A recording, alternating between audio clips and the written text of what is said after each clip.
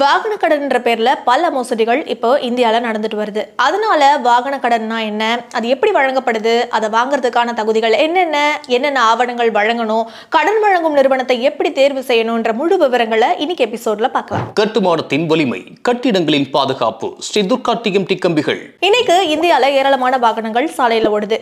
சுமார் 20-30 ஆண்டுகளுக்கு முன்னாடி ஒரு வாகனம் நம்ம வாங்கணும் அப்படின்னா ஒரு வாகன ஷோரூமுக்கு போய் அங்க அந்த வாகனத்துக்கான பணத்தை கட்டி அந்த வாகனத்தை வாங்க வேண்டிய சிச்சுவேஷன் இருந்துச்சு. அதனால வாகனம்ன்றது ரொம்பவே பணக்காரங்களுக்கு மட்டும்தான் சாத்தியமான ஒண்ணா இருந்துச்சு. அதிக பணம் வச்சிருக்கிறவங்க மட்டும்தான் வாகனங்களை வாங்கிட்டு வந்தாங்க. ஆனா இன்னைக்கு நிலைமை அப்படி கிடையாது. வங்கிகள், தனியார் நிறுவனங்கள் வாகனங்களை வாங்க நிறைய லோன்ஸ் கொடுத்துட்டு வராங்க. இன்னைக்கு ஒரு வாகனம் வாங்கணும் அப்படின்னா பெரும்பாலான மக்கள் லோன் மூலம் தான் வாகனங்களை வாங்க விருப்பப்படுறாங்க. அதனால பணக்காரர்கள் மட்டுமல்லாம சாதாரண மக்கள் கூட சொந்தமா வாகனங்களை ஈஸியா வாங்க முடியுது. மாச வருமானத்துல குறிப்பிட்ட பணத்தை மட்டும் லோனுக்காக இஎம்ஐயா கட்டினா போதும்ன்றதால மக்கள் வாகனங்களை பயன்படுத்த துவங்கிட்டாங்க. இதனால நாடு முழுக்க வாகனங்களுடைய எண்ணிக்கை ரொம்பவே அதிகமாயிடுச்சு. இந்த நிலையில இந்த வாகனத்துடைய பெயர்ல வழங்கப்படுற கடன்ல பல மோசடிகளும் ஒரு பக்கம் நடந்துட்டு தான் வருது. என்னென்ன மோசடிகள்லாம் நடக்குது, வாகன கடனை மோசடி இல்லாம வாங்குறது எப்படி, வாகன கடன் வாங்குறப்ப நம்ம கவனிக்க வேண்டிய அம்சங்கள் என்னென்னன்றத இப்ப பார்க்கலாம். அதுக்கு முன்னாடி வாகன கடன் குறித்த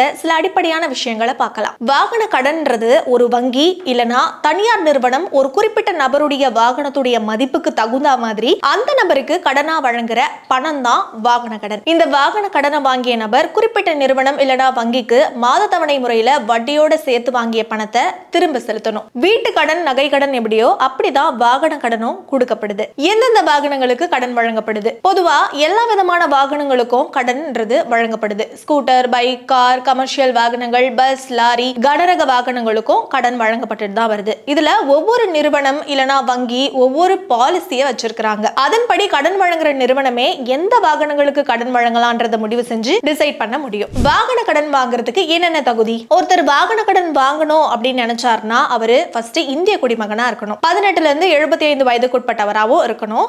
மாசம் ஒரு 10,000 வருமானம் உள்ளவரா இருக்கணும். அவருக்குன்னு நிரந்தர முகவரி, அதாவது அட்ரஸ் இருக்கணும். அப்புறம் குறிப்பிட்ட முகவரியில அவர் ஒரு வருஷத்துக்கு மேல வசித்து வரணும். இந்த அடிப்படை தகுதிகள் இருந்தா மட்டும் போதாது. குறிப்பிட்ட நபருக்கு வாகன கடன் வழங்கலாமா வேண்டாமான்றத கடன் வழங்குற நிறுவனம் தான் முடிவு செய்யும். இதுக்கு என்னென்ன ஆவணங்கள் தேவை? வாகன கடன் வாங்க விரும்புற நபர் தனக்கான அடையாள அட்டை, அவருடைய வயசுக்கான அடையாள அட்டை, அவர் வசிக்கிற முகவரிக்கான ஆதாரம், வருமானத்திற்கான ஆதாரம், சமீபத்திய போட்டோ, வங்கி கணக்கு குறித்த தகவல்கள், செக் லீஃப், இந்த மாதிரியான விஷயங்கள் கண்டிப்பா கேட்பாங்க. சில நிறுவனங்கள் கடன் வாங்குபவர் குறித்த மேலும் சில விவரங்கள் தெரிஞ்சுக்க விரும்புனாங்கன்னா அது குறித்த ஆவணங்களையும் அவங்க கேட்பாங்க.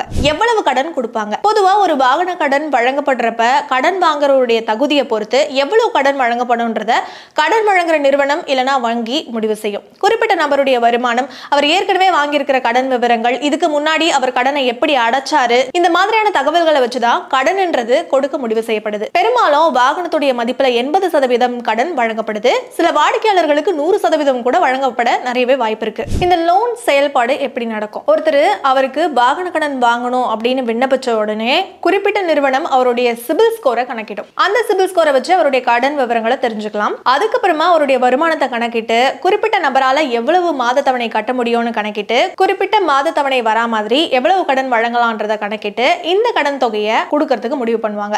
இதுல ஏதாவது விஷயத்துல ஆட்சேபனை இருந்துச்சு அப்படின்னா குறிப்பிட்ட வங்கி கடன் விண்ணப்பத்தை ரத்து செய்யவும் நேரிடலாம். இதுல ஏமாற்று வேலை எப்படி நடக்குது? பொதுவா எப்படியான வாகன கடன்கள் வழங்குற நிறுவனம் ரிசர்வ் வங்கியில பதிவு செய்யப்பட்ட செபியால கண்காணிக்கப்பட்ட நிறுவனமா இருக்கணும். இந்தியால கடன் வழங்குறதுக்குன்னு ஒரு சில சட்ட விதிமுறைகள் இருக்குது. அதை பின்பற்றி தான் கடன் வழங்கணும். ஆனா சில தனியார் நிறுவனங்கள் இந்த மாதிரி பதிவு செய்யாம முறையான ஆவணங்கள் இல்லாம கடன்களை வழங்குது. இப்படியாக கடன் வழங்குற நிறுவனங்கள் அதிகமா வட்டியும் வசூலிக்க நேரிடலாம். அதோட வாகனங்களை பறிமுதல் செய்யற நோக்கத்திலையும் செயல்படுது. இந்த மாதிரியான குற்றச்சாட்டுகள் இப்ப வந்த வண்ணம் தான் இருக்குது. சோ நீங்க வாகன கடன் வாங்கணும் அப்படின்னு டிசைட் பண்ணீங்கன்னா அந்த நிறுவனத்துடைய எல்லா தகவல்களையும் முழுமையா தெரிஞ்சதுக்கு அப்புறமா கடனை பெறறதுக்கு ட்ரை பண்ணுங்க. குறிப்பா இந்த பழைய வாகனங்களுக்கு வழங்கப்படுற கடன்கள்ல தான் பெரும்பாலும் மோசடி செய்யறதா சொல்றாங்க. சோ இந்த மாதிரி ஏதாவது மோசமான அனுபவம் உங்களுக்கு இருந்துச்சுன்னா கமெண்ட்ல சொல்லுங்க. இந்த வீடியோ உங்களுக்கு பிடிச்சிருந்தா லைக் பண்ணுங்க, ஷேர் பண்ணுங்க, கமெண்ட் பண்ணுங்க.